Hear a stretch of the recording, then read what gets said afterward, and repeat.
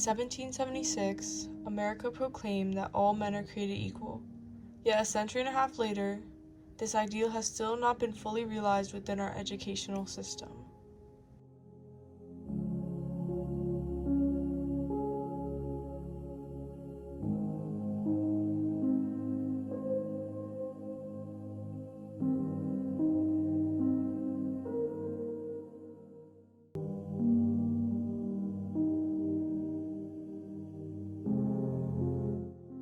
Education's always been a really important issue, but this time around I think the states are getting squeezed fiscally, so they're having a hard time paying the bills, and so you see cuts in K-12 education, you see cuts in higher education.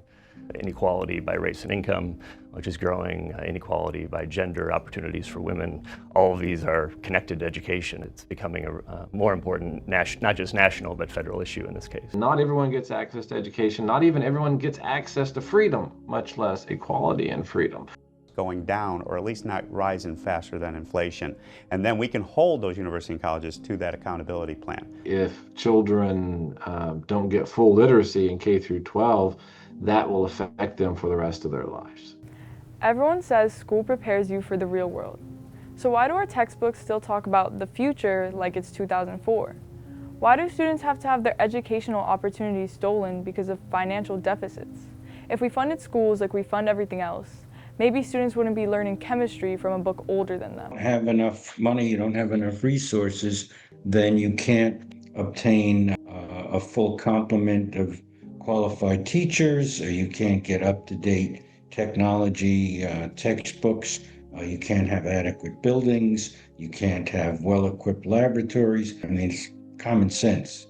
Resources matter. The headline, Public Schools in a Bind Amid Enrollment Declines. It says that K through 12 enrollment is on the decline. Expecting public schools to fulfill national purposes.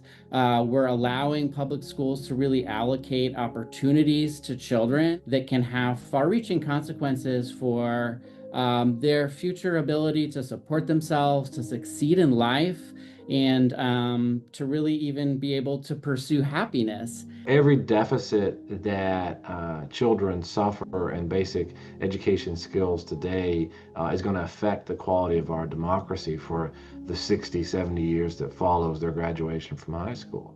Thomas Jefferson, at our founding, advocated for free public education so that even the less wealthy could become informed citizens, capable of participating in a democracy.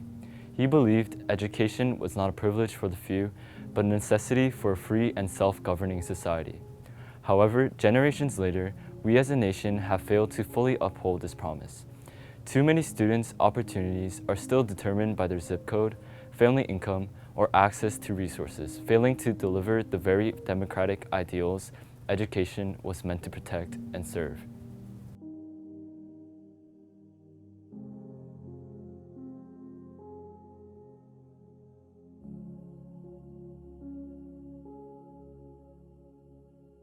Whether you're talking about kids who may have had the potential for college and either didn't graduate or had poor educations, they either don't go to college, or if they go, they tend to drop out pretty quickly along the way.